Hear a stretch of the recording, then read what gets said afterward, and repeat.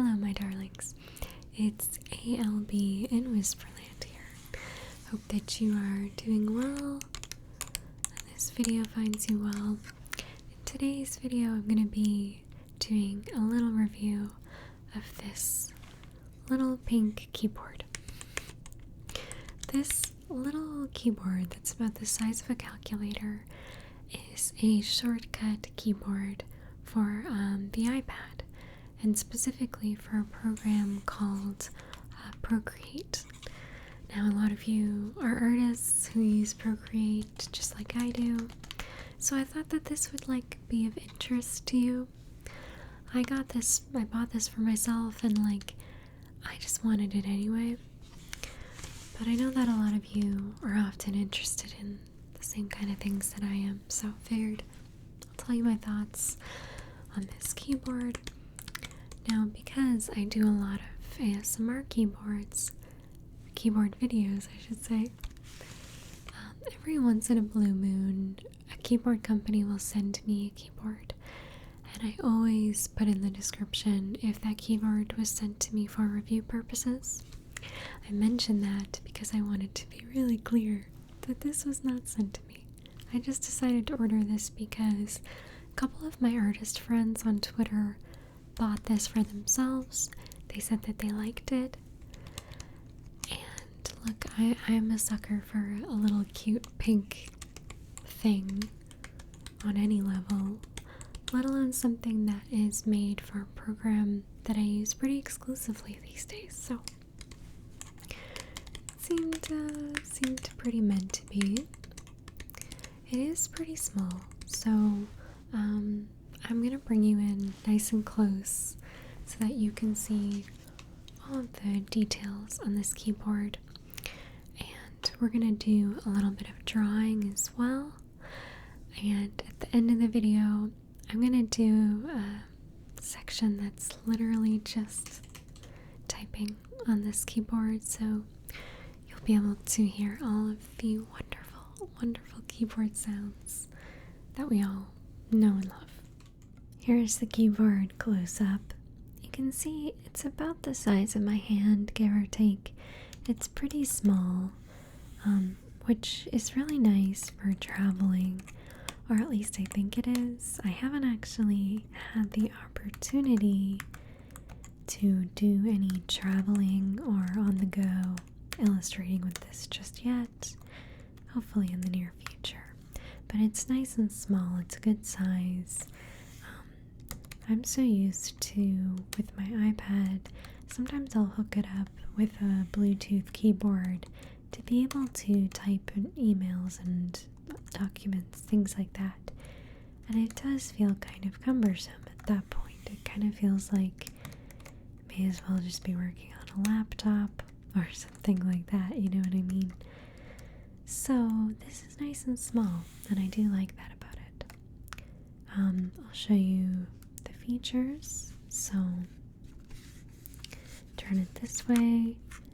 At the top here, this is where you've got your on and off button, and that just turns the Bluetooth on and off because it's a Bluetooth capable little mini keyboard.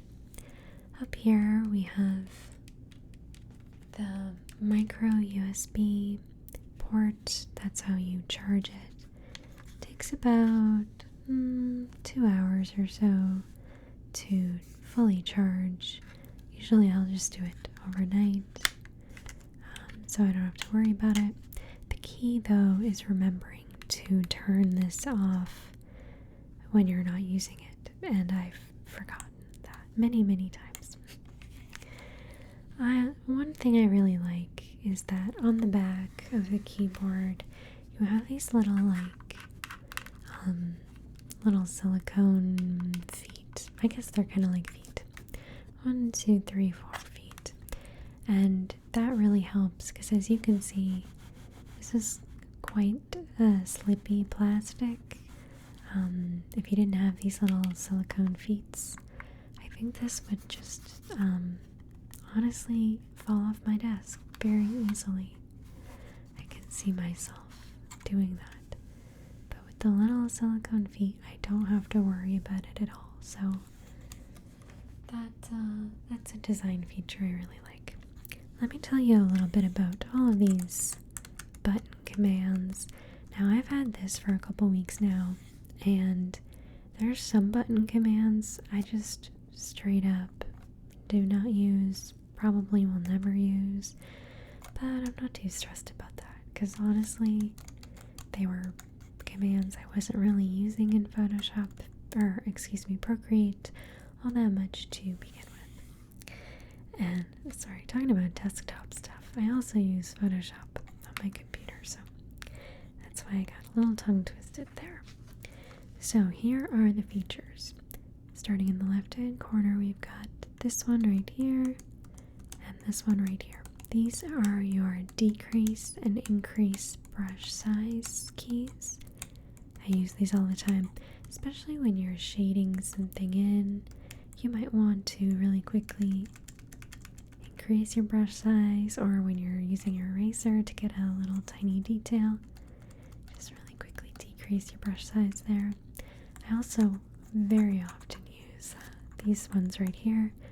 This is the undo button. This is the redo button. Anyone who's used to keyboard shortcuts will know these are your main keys. Right here is your undo and your redo. So these get a lot of use from me. Then you've got your color balance right here. I really don't use that one this much. That's something I just so rarely use that I'll just manually do that. You've got your HSP adjustment button, your layer popover button. Right here, we've got paint tool and erase tool. These ones I do get a lot of use because although on the Apple Pencil you do have some quick commands, I personally find them a little bit cumbersome to use. That's just my 2 cents. I really rarely use the double click on the Apple Pencil. I do like pencil and erase tool right here. It's very convenient. Moving over to this row, you've got your full screen button that brings your art in and out of the full screen. You've got your actions pop over button. It looks like a little gear, like a settings button. You've got selections mode. I do use this one a lot actually, selections mode, because you can select what's on your layer, you can resize things, all that good stuff. Coming down here, these buttons do a couple things. So this one on its own is a switch colors button. So that will migrate back and forth between your current color and the previous color you were using. This one is the color popover. So this is going to open up the like palette screen. This one is transform mode. I really very rarely use this. This is your eyedropper down here to help you find colors. And this is your command key.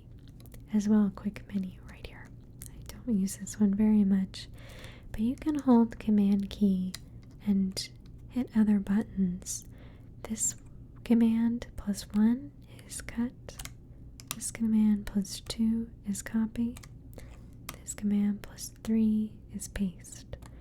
These ones are ones I'm trying to work on getting used to because I do copy and paste things all the time, but as I'm not like super over the top familiar with this keyboard just yet, I don't have everything memorized. So I've kind of got this top row right here memorized, and I use it very frequently. These guys right here, you can kind of see how it would be with my hand sitting right here, that I can kind of quickly go back and forth between any of these keys. It kind of sits comfortably. And so yeah, that's just a little close-up of what all these keys do, but I think it will show you a little bit more to see the keyboard in action. So for reference today, my iPad is the 12.9 inches model. I'm pretty sure, I'm pretty sure it's the 2019 model as well, because I got it a couple years ago, and it's obviously still kicking completely perfectly.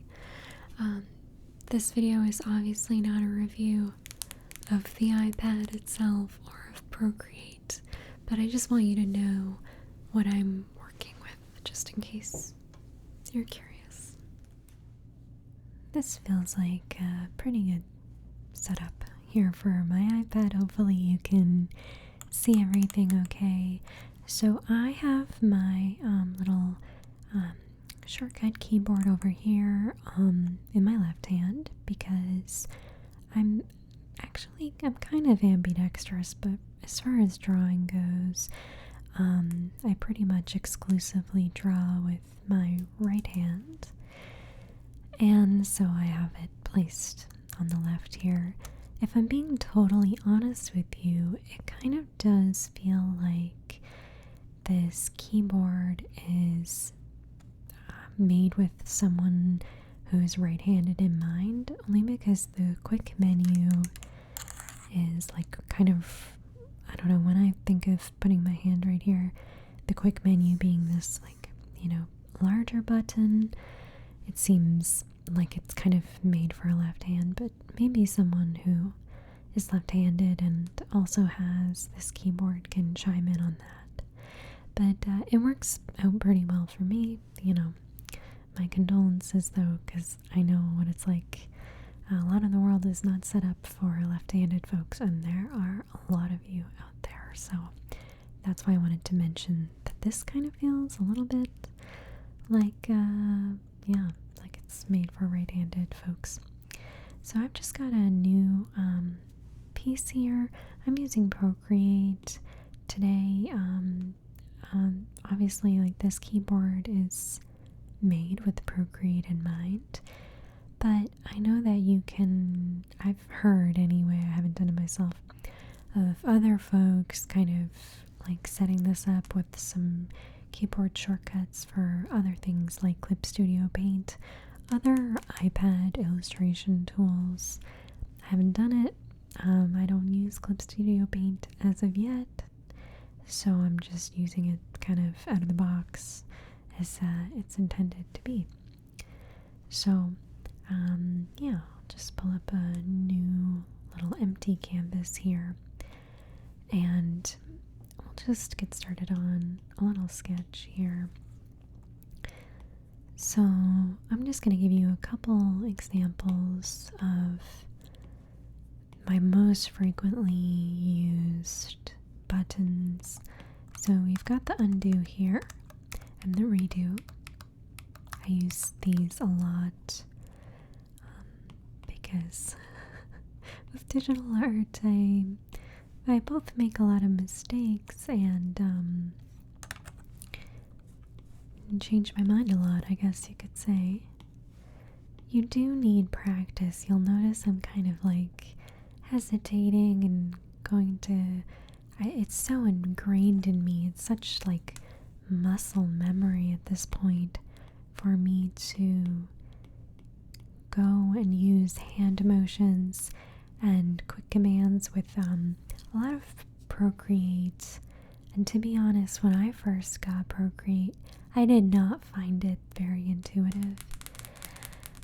I was coming from a Photoshop background, so there were a lot of things, like I swear every time I used Procreate, for the first couple months anyway, I was having to like look stuff up on YouTube, like how do you do that? How do you do this motion? Or like just being really familiar with how stuff works in Photoshop and not really knowing how that would translate to Procreate. I still all the time look up how to do stuff in Procreate. Like, I'll think of the thing that I want to do and just not really know how to implement it. So I'll just look up on YouTube. I swear everything I learned how to do in Procreate, I looked up on YouTube. To my recollection, Procreate has a YouTube channel themselves, which is good. So one great thing is if, for example, I'm in Eraser, I can hit eraser twice, and oops, if I hit it again, it will pull up my like little library of different brushes, and I can go ahead and choose a specific one. I can hit back to pencil quite easily. But the keyboard itself, it does take getting used to. But I also found when I was using Photoshop and I had some shortcuts for my keyboard, it took me at least a lot of getting used to doing that.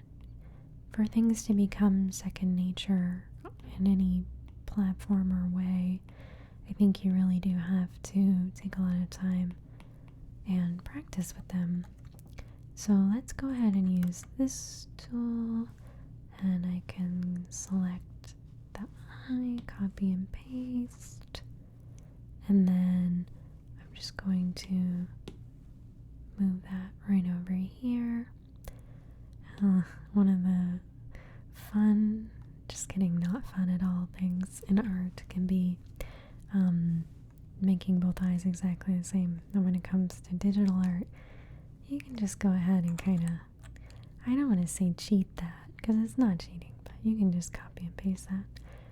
Makes life so much easier.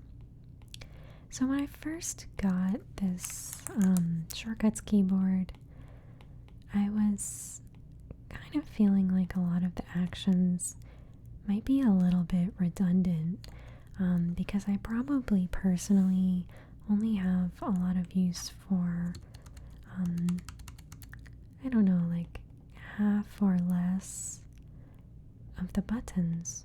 I wasn't finding that I used really all of the buttons, which kind of can feel like a waste. I was finding for zooming in, for going like full screen, I was still having the instinct to touch my screen and do this motion like this, right? So I was like, I don't know if it's that much of a time saver to use a keyboard like this to hit undo or redo rather than reaching across my screen like this. But the more I've been using it and the more I've been thinking about it, I think that a keyboard like this, or rather any shortcuts keyboard, is really good for folks who like doing this range of motion repetitively can really be difficult for a lot of people, or it can aggravate or create different types of muscle strain or injury. So like, for example, I have a lot of friends in the animation industry who do have like muscle pain or injuries that have been either aggravated or created from using repetitive motion of, you know, this kind of movement. It's hard to explain, but for a lot of people, they can have pain in that area or develop pain from repetitive use on graphic tablets or all kind of things. I'm probably not explaining it the greatest, but I know a lot of friends who have developed that or have always had that. So sometimes things like this can really help with that, you know, like it might feel redundant if you don't really need it, but if you do need it, it can be really helpful. So I wanted to mention that because to be honest, I am at times finding the keyboard not necessary, I guess you would say. But then it's kind of like what's necessary is defined, I guess, by how much you use something. So there's something to be said of that as well. And I think that this is going to be the kind of tool for me that I do get a lot out of once I'm more practiced with it. You're seeing me now at about, I guess about 2.5 weeks of having this keyboard, and I don't necessarily get to draw every single day on my iPad, although I wish that were the case, but I don't. So because I have to, do all kind of things in life. But I feel like if you use Procreate, if you use your iPad every single day, you may find that this becomes a tool that makes life so much easier for you. So there's something to be said of that as well. I need this brush to be a lot bigger. Oops. I also really love the clickiness of it. I mean, you guys know I'm kind of a keyboard aficionado at this point. I've somehow, not intentionally necessarily, but I've somehow developed quite a little collection of keyboards, and I really like the clicky sounds of keyboards for ASMR purposes. And I really like the little clicks on this. I think they make good sounds.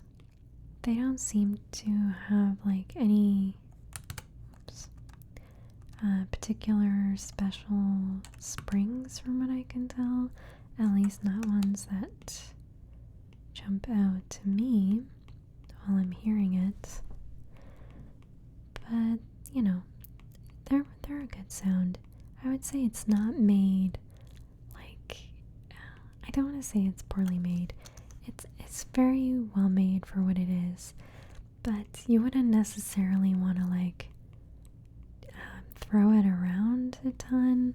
I don't know how well it would last for something like that. It does seem very travel friendly, but I don't know. It's fine. It's made of plastic, It gets the job done, and the price point was totally fine for me. I think I paid something like either between $30 and $40 Canadian. I don't know what the translation there would be, but that felt like an okay price to pay for what it was, especially because at the time I bought it, there didn't really seem to be anything else like it on the market. So, and yeah, I had a couple of friends who had ordered this, so that's why I kind of thought, well, I'll give it a try. If I don't end up liking it, I'm sure I can find a friend to give this to. Maybe they would use it more than me. But I do like it, and I'm gonna definitely keep it around, keep using it. It will be interesting to see, like, how I feel about it maybe like 6 months from now. I think that would be more of the test than a couple of weeks in. It can feel... it feels a little bit first impression-y at this point. Oops. When did I do that little mark? Anyway, so you can kind of get the impression of how I'm using this. Personally, I don't really use a lot of these tools. Like, for example, this one right here, we've got color balance, HSB adjustment, that's hue, saturation, and brightness, actions pop over. It's gonna take practice. And like the color picker, I'm never gonna use that one probably. But it has a nice, is hand feel the right word? It's not exactly ergonomic, but like, as far as a keyboard goes, it's very reasonable. I also like that you could kind of move it around, so if it's a little bit more comfortable for you, you could go ahead and put this one like in your lap and kind of be working with one hand. Or, I mean, to be honest, this is why I like using the iPad, because I like to curl up in bed with my back against the headboard and my knees kind of up, and I like working in that way because it feels good for my back. A lot of the time with doing video editing stuff, I kind of have to be sitting in my chair because I'm working on a desktop computer. So for me, pretty much the biggest appeal of the iPad was the portability. Simply, what layer is that on? Is that? Oh, who cares? Oh, wait, I think it's on. Yes, okay. Isn't that just so art for you to just be like, what layer is this on the entire time? And I think I'm gonna make this cat. I'm obviously doing like a really, really simplified drawing for you today because I'm just trying to focus on telling you about the keyboard. But I really do love Procreate as a tool. Myself, I really did not get into digital art at all, really, until I got Procreate. I'm a very traditional sort of artist. I really love painting. If you've seen my videos on my channel, I do a lot of painting videos. I can be kind of traditional in that way. I'm just going to go ahead and alpha lock this and change the color because it needs to be kind of a different color. But I found a lot of disconnect when I was working on like Photoshop and a tablet. I didn't have like a Wacom or anything like that, so I didn't have a screen I could work on directly, but I found a lot of disconnects. And alpha lock that layer and pull this one underneath.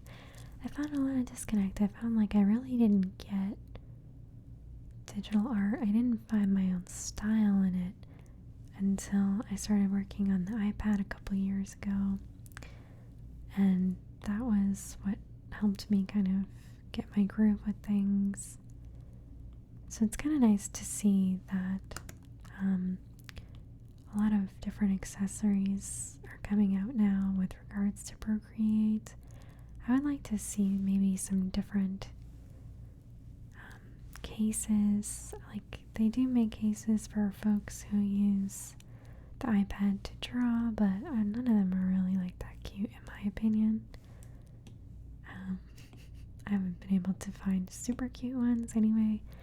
I just have like a very simple pink case and like it's fine, I guess. I don't love it. It does the job. It protects the iPad, so I guess what more can you ask for? And I'm not really traveling that much anyway right now. And by that much I mean like at all. I'm not traveling. So I'm not really needing a very sturdy, heavy duty case. So I mean, I just drew a really little simple doodle for you guys to get the picture. I'm still learning to use this keyboard, but it's interesting. It's interesting. If you watch this and you think, I could see myself using that, it might be worth getting. I think for beginners to Procreate, you don't really need this. It's kind of just an extra little add-on. Could be a good gift for someone if you know that they like love working on their iPad with Procreate, and they're, maybe someone who you're like, what do I buy them? I don't know. That could be a good little nifty gifty, I guess. But otherwise, As for my final thoughts on this keyboard, my parting thoughts, I don't know if I'd recommend it. It is kind of a novelty item.